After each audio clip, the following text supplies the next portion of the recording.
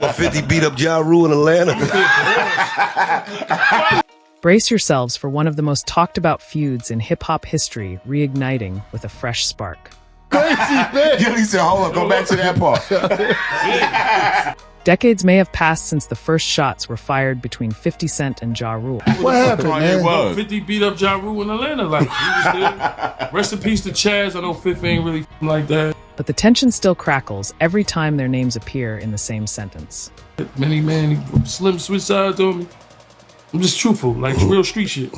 Fans who lived through the early 2000s remember the diss tracks, the heated exchanges, I'll tell y'all, because y'all street show, that's why and the endless speculation over who truly got the upper hand. But like, Ja Rule and them, we there, Chaz there. Chaz like, go in the hotel, yeah, it was so good. Today, we're diving back into that storm thanks to a story recently told by Tony Yayo. All right, cool. Ja Rule there. This is after 50 got murdered. I don't believe you. Black Child and them there. Nigga Fifth KO'd. An account that has the internet buzzing with questions about what really happened. So look, Ja Rule just come in the elevator. Murder! Who emerged victorious. So look. He didn't say that. He didn't say murder. And whether this infamous saga will ever truly die down. I'm not a rapper. I never was with this rapper shit. In a podcast appearance, Yayo described a dramatic moment in Atlanta involving chain snatching, an elevator confrontation, bruised egos, and a bruised face, all culminating in yet another twist to add to the legendary 50 Cent versus Ja Rule feud. Naturally, Ja Rule was quick to dismiss this retelling as pure fiction, branding it cap and backing up his claims with strong words aimed at Yayo and G-Unit overall. In typical Ja Rule fashion, he also fired up social media, effectively reviving the feud for a new generation of fans who might have missed the original explosion. Time may have changed many players involved, but it seems the bitterness and rivalry still linger beneath the surface, ready to erupt at the slightest provocation. What makes this latest chapter so compelling is how it stirs up the old debate over what truly happened behind the scenes. We all know the broad strokes. 50 Cent and Ja Rule had one of the most public feuds in hip-hop, a saga that arguably paved the way for countless rap beefs to follow. Diss tracks were launched from both camps. Affiliates and insiders gave interviews loaded with their own biases, and rumors spread like wildfire across message boards, magazines, and early hip-hop websites. Now that we're in the social media era, these rumors have new life. Posts on Instagram, tweets, and viral comment threads have become the modern-day battleground. Fans want to know who's telling the truth, who might be stretching the facts, and whether there exists undisclosed footage or hidden documentation to confirm or debunk these claims. The curiosity level is through the roof, especially given Tony Yayo's comedic style that makes his entire story both entertaining and outlandish. Before dissecting all the details, let's map out our approach. First, we'll revisit the earliest days of the 50 Cent, Ja Rule rivalry, ensuring everyone's up to speed on how these two heavyweights found themselves at odds. Next, we'll examine Tony Yayo's interview, where he recounts an alleged confrontation in Atlanta, what kicked it off, who was there, and what supposedly took place.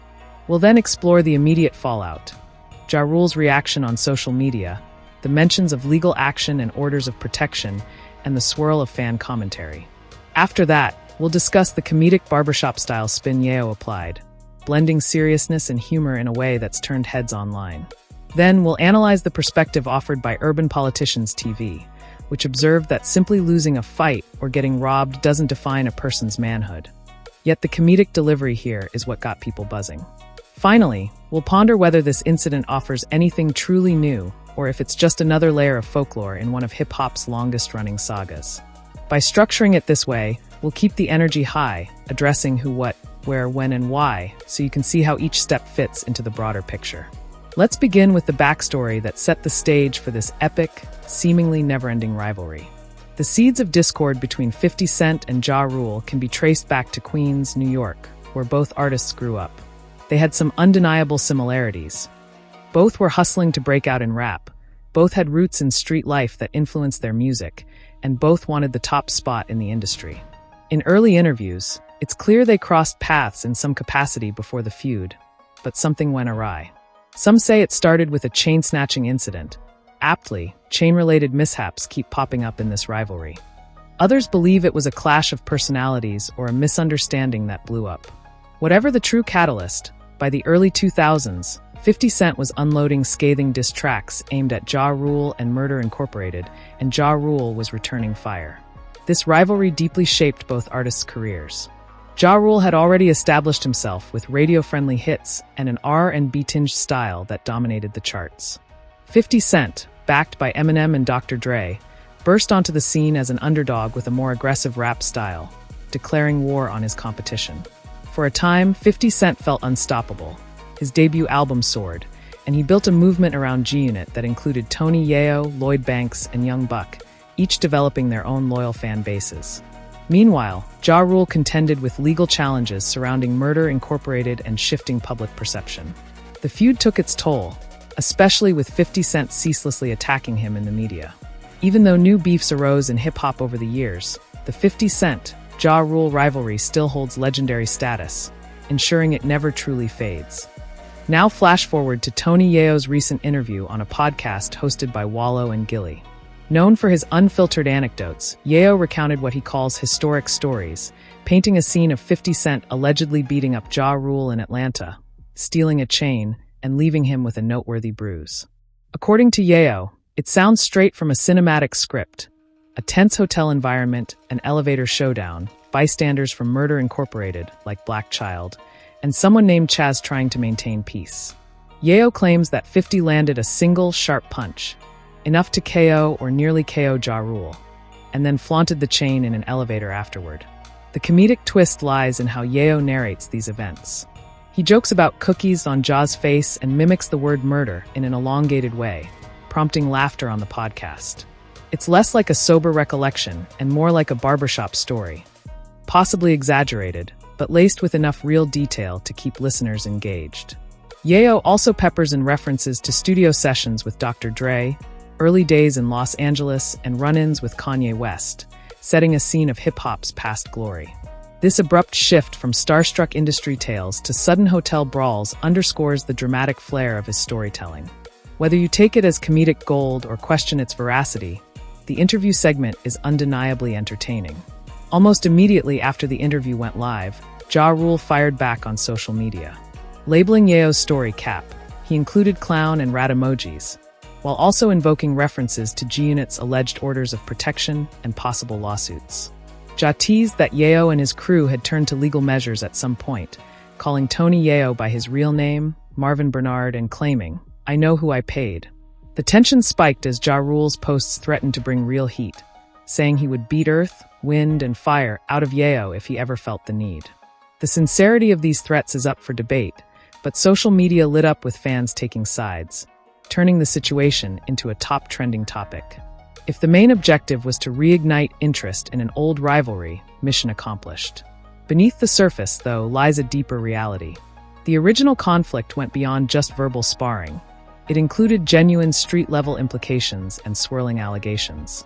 Many fans wonder if resurrecting such stories now does any real damage, or if it's just a spectacle for online clicks. On the one hand, it's a nostalgic callback to an era of hip-hop many revere. On the other hand, some question whether retelling borderline violent episodes in comedic tones trivializes real risks once faced by the people involved. That's where Urban Politicians TV enters the scene. Acting as observer and commentator, the host emphasized that losing a fight or facing a robbery doesn't diminish anyone's worth. It can happen to anyone. Instead, what resonated with fans was the comedic spin Yayo gave to the story. That outlandish, barbershop vibe, complete with repeated murder jokes and comedic timing, is what catapulted the interview clip into viral status. So while the event might be decades old, repackaging it with humor and fresh details makes it relevant again, especially in a digital culture that thrives on shareable, meme-worthy content. In essence, the comedic telling turned a grim tale of violence into something that fans could laugh at, debate, and pass around online. This underscores the blurred lines between raw authenticity and performative storytelling in hip-hop. Figures like Tony Yayo build their brands on street credibility, but also on their ability to spin real experiences into gripping narratives. Fans may argue about which details are overblown or downright fabricated, yet the purpose is partly to entertain, and by extension, to remind everyone that the G-Unit vs. Murder Incorporated feud was never just about music, but also about pride, bravado, and the unending question of who's more real.